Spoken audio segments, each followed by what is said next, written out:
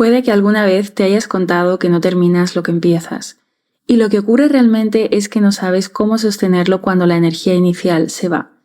Este episodio nace de una conversación que escuché recientemente en una cafetería y sí, lo confieso, a veces no puedo evitarlo y es que escuchar partes de conversaciones me revela el mapa mental de las personas, lo que creen posible, lo que les limita y lo que repiten sin cuestionarse.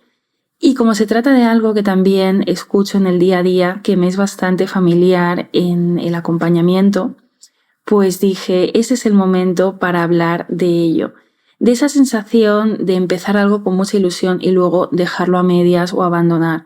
Y esto aplica tanto a formaciones como a ideas, hobbies, libros, proyectos o hábitos. Es como si arrancáramos con fuerza y energía inicial, pero nos vamos desinflando poco a poco. Y si esto te pasa, no es porque te falte disciplina o fuerza de voluntad, que es lo primero que tendemos a pensar, sino porque estás usando un enfoque que funciona solo cuando estás a tope en tu máximo. Y la realidad es que no se puede estar a tope todo el tiempo, así que vamos a mirar qué hay debajo de esto, porque más allá de verlo también como falta de compromiso, es una mezcla de creencias, de patrones y de dinámicas que puedes empezar a cambiar. Primero de todo, cuando pensamos en que empezar es fácil y terminar es incómodo, hay que tener en cuenta que la dopamina de lo nuevo nos da subidón. Empezar un curso, una nueva rutina o apuntarse al gimnasio, una idea de negocio es algo que nos ilusiona, es emocionante, pero cuando toca repetir, profundizar, mantener el foco, el cerebro ya no tiene ese chute inicial. Y ahí aparece el aburrimiento, la pereza, el famoso "ay, ya no me apetece tanto", y muchas veces interpretamos eso como una señal de "no es para mí", cuando en realidad es una señal de que necesitamos sostenernos a través de esa incomodidad, como hablábamos en el episodio 156. Por ejemplo, ese curso que empezaste con todas las ganas, las primeras 2 clases, genial, luego lo vas dejando y sientes que es pues porque no tienes tiempo, pero si miramos bien, lo que pasa es que ya no es nuevo, ha quedado relegado a un segundo plano y ahora es el momento en el que viene esa parte de esfuerzo y de sostener. Y el problema en sí no es el curso, sino que nadie te enseñó a seguir cuando ya ha dejado de ser novedad. Y en esta era de la inmediatez cambiamos y descartamos muy rápido lo que no fluye a la primera, y a veces lo que es para ti requiere que lo sostengas sin la inspiración inicial. Por otro lado, empezar cosas todo el tiempo puede convertirse en una forma de no comprometerte con ninguna. Si te identificas con el rol de la que está explorando, aprendiendo, empezando, eso, aunque sea algo que parezca muy atractivo, no deja de ser otra zona de comodidad. Porque cuando no terminas, tampoco te expones, no entregas, no te enfrentas al juicio externo y tampoco al propio. Y es más seguro estar en modo borrador permanente que mostrar una versión final. Y esto aplica a proyectos, a ideas materializadas, a escrituras de libros. Por ejemplo, una clienta tenía 4 cursos empezados, una idea de negocio en el aire y muchas notas dentro de su Notion, pero no había nada concretado ni terminado, y esa era su manera de sabotearse.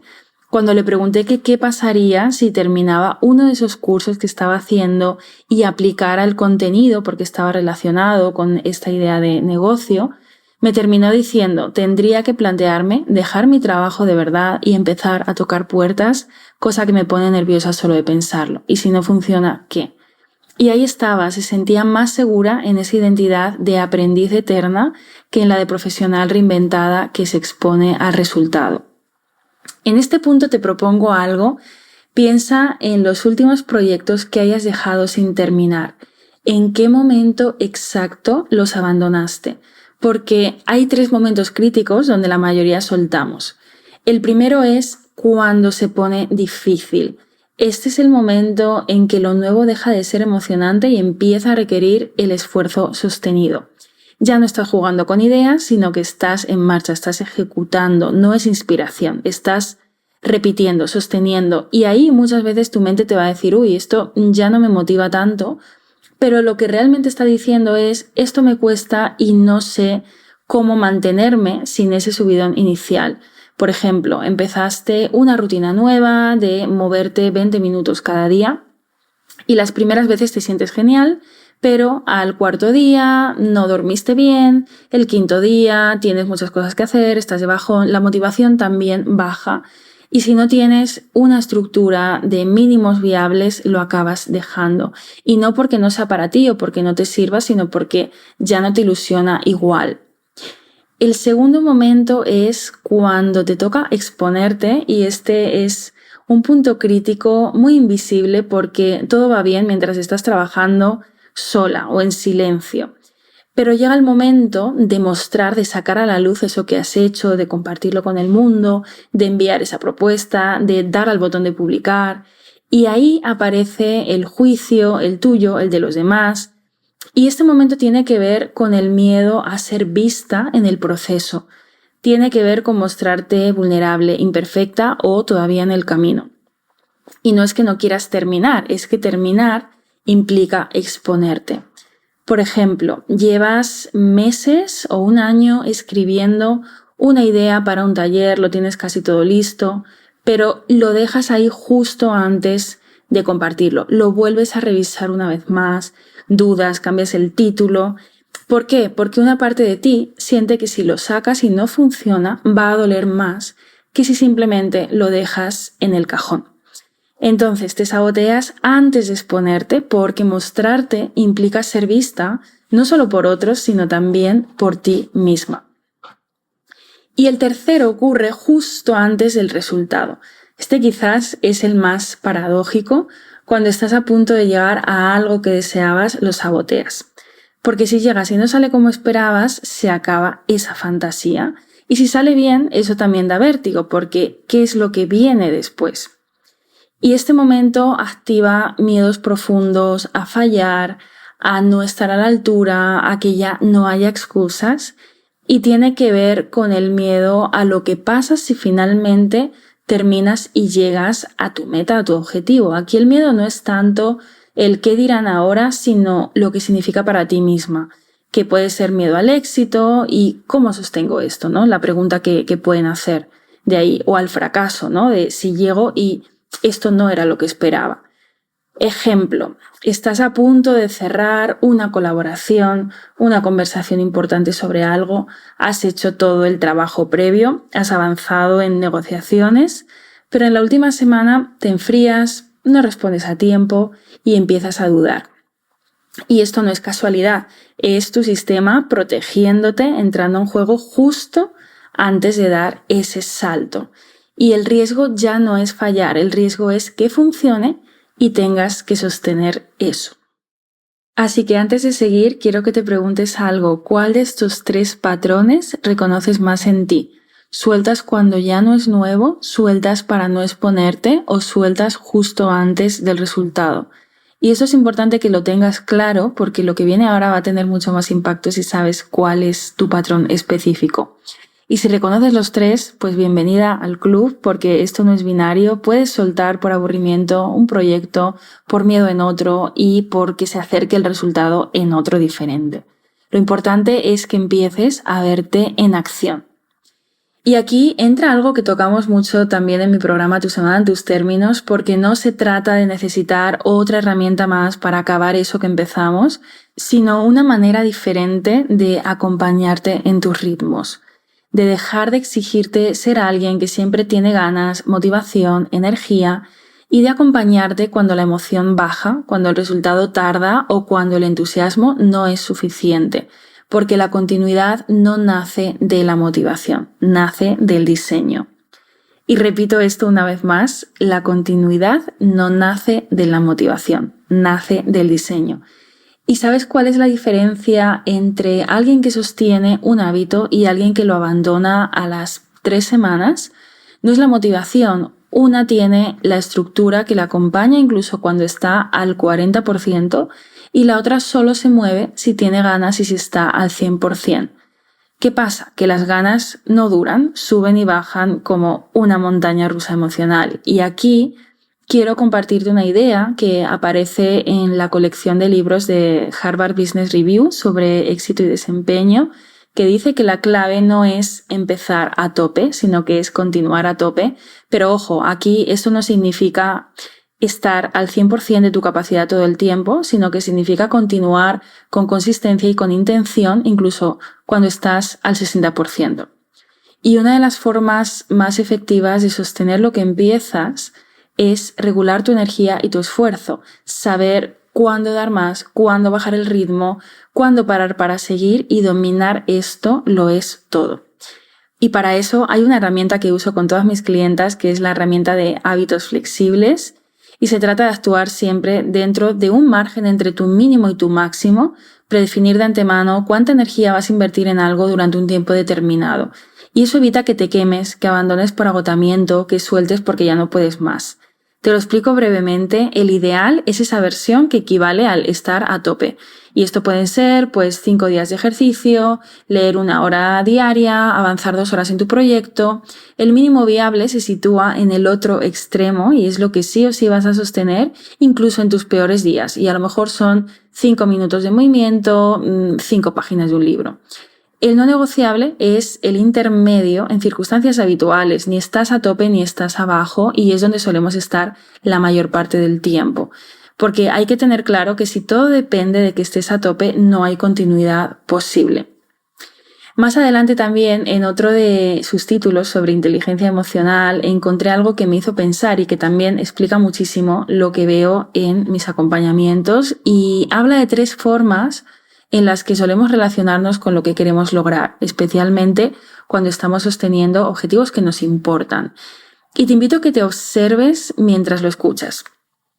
¿Eres de las que van en marcha rápida? Esto es, siempre haciendo, siempre pendiente de algo, te cuesta parar incluso cuando ya podrías, y vives en ese modo de hacer más, como si el descanso fuera algo que te tuvieras que ganar o justificar, y cuando por fin te detienes te das cuenta de que ya estás agotada.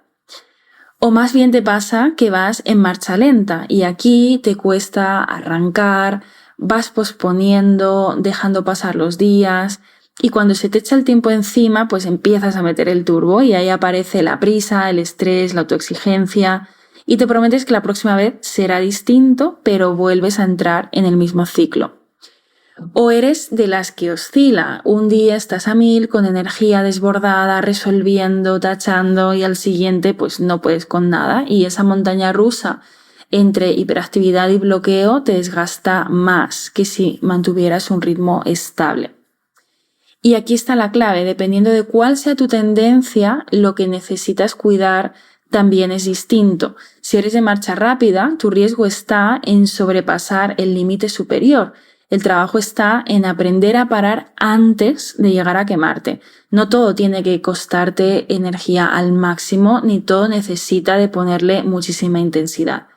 Si vas en marcha lenta, el riesgo está en quedarte por debajo del mínimo viable, en no activar nada, en dejar que los días se escapen, luego vivir desde el agobio.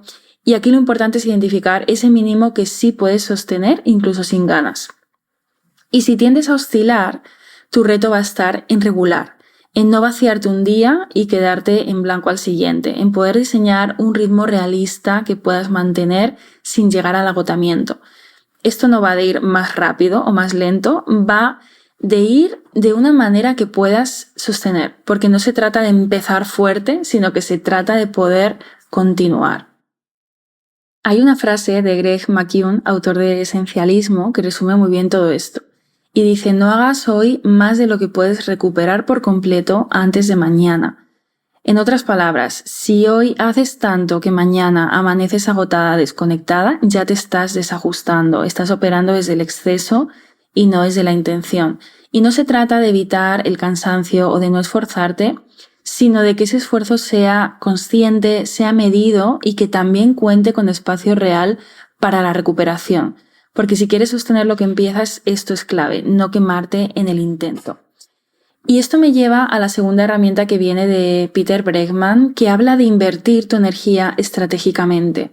Todos sabemos que dormir las horas que necesitamos, comer bien y movernos ayuda a tener más energía, pero muy pocas personas se paran a analizar cómo usan esa energía cada día.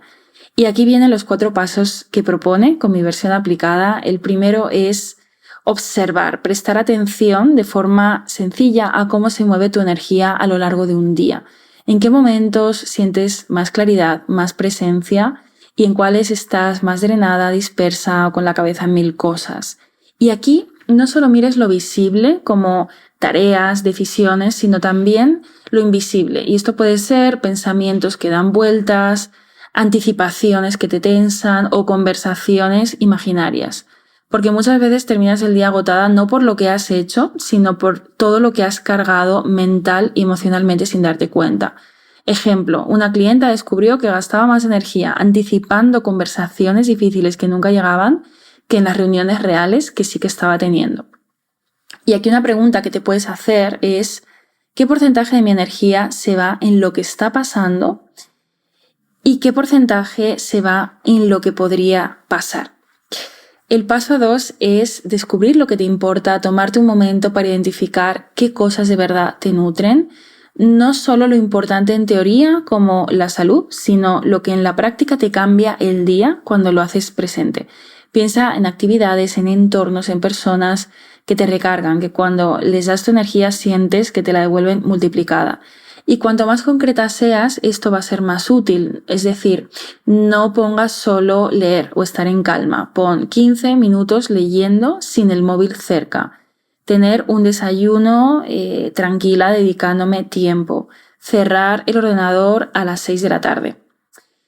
Como ejemplo, una mujer en acompañamiento se dio cuenta de que cada domingo se sentía culpable por no aprovechar mejor el día, así que decidió incluir 2 acciones concretas en su lista de prioridades semanales, y una era dejar libre el domingo por la mañana y hacer una caminata larga sin teléfono, sin reloj, y eso transformó su experiencia del domingo sin necesidad de llenarlo de tareas, y cambió también cómo se sentía al final del día. Y aquí una pregunta guía que te puedes hacer es: si solo pudieras elegir 5 cosas para invertir tu energía esta semana, ¿cuáles serían? Paso 3. Planificar una inversión inteligente. Una vez sabes lo que realmente importa, toca hacer espacio para eso en tu semana. Y no se trata de meterlo a la fuerza, sino de decidir con intención cuánta energía vas a invertir en qué. ¿Qué merece tu atención completa? ¿Qué puede resolverse con menos? ¿Y qué no necesita pasar esta semana? Porque no todo requiere tu 100% y eso no es bajar el estándar, sino que es cuidar tu capacidad de sostener lo importante. Y aquí puedes recurrir al marco de ideal, mínimo viable, no negociable. El ideal, lo que harías si tuvieras toda la energía del mundo; el mínimo viable, lo que puedes sostener incluso en una semana difícil; y el no negociable, lo que harás que pase en circunstancias más estándar. Como ejemplo, una mujer decidió que avanzar con su proyecto era prioridad, pero en lugar de exigirse 2 horas al día, que era lo ideal, definió 45 minutos, 3 días por semana como mínimo viable. Y ese acuerdo consigo misma la ayudó a sostener sin caer en la frustración de no llegar al ideal. A veces es conveniente ir escalando y empezar desde ese mínimo viable, ir subiendo al ideal cuando se trata de proyectos que vamos a mantener en el tiempo. Pregunta guía en este caso: ¿qué merece mi mejor energía esta semana? ¿Y qué puedo hacer en su versión mínima sin desconectarme de lo que es importante? Y paso 4, planifica también dónde no vas a invertir tu energía, porque tan importante como decidir en dónde pones tu energía es decidir dónde no vas a ponerla. Porque por muy claro que tengas lo importante, si no haces espacio, pues al final te lo va a ocupar todo lo demás. Y ese todo lo demás muchas veces no son grandes tareas, sino pequeñas fugas. Conversaciones que no van contigo, revisar algo una y otra vez, intentar controlar lo que no depende de ti, cargar con eso que ya no es tuyo. Y aquí vamos a cerrar esos grifos invisibles. Por ejemplo, aquí una mujer decidió no responder mensajes de trabajo fuera de su horario, no desde la rigidez, sino como una manera de proteger su energía para lo que sí era prioritario esa semana.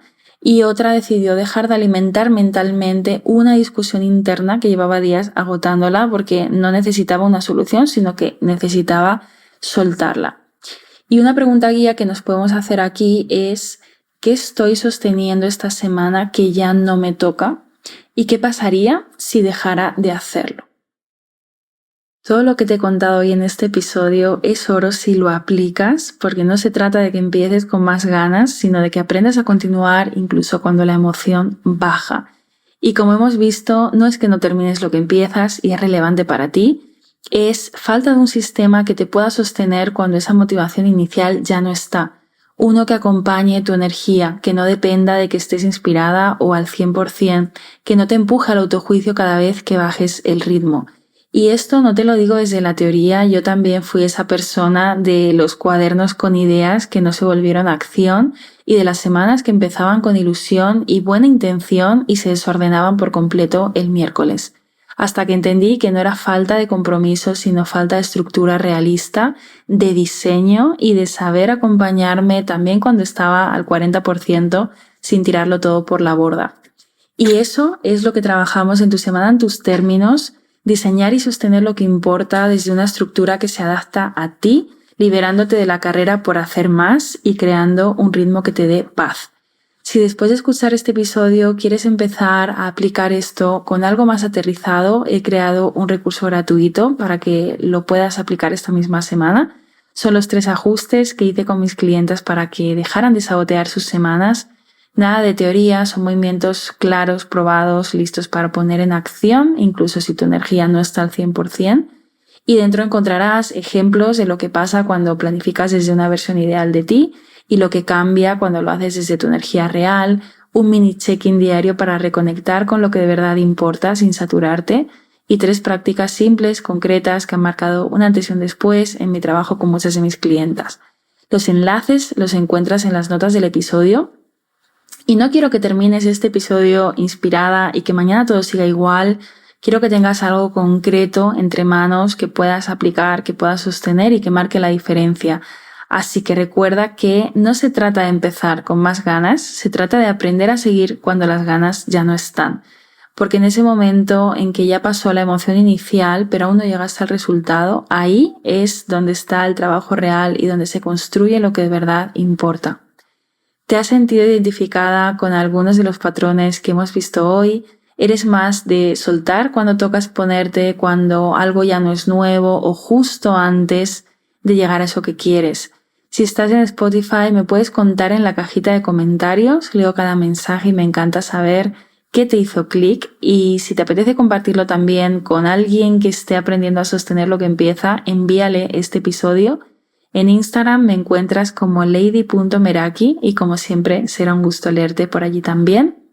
Y si este espacio te acompaña, puedes dejar una valoración de 5 estrellas en la plataforma desde la que lo estés escuchando. Es un gesto pequeño que ayuda muchísimo también a que llegue a más personas. Nos escuchamos en el próximo episodio. ¡Chao!